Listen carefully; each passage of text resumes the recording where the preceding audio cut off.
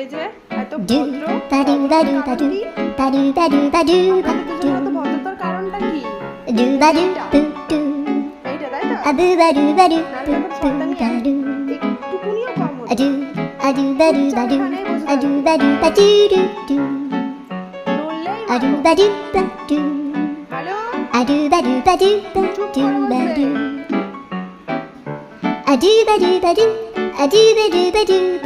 এই যে এখানে রাখলাম লাঠিটা,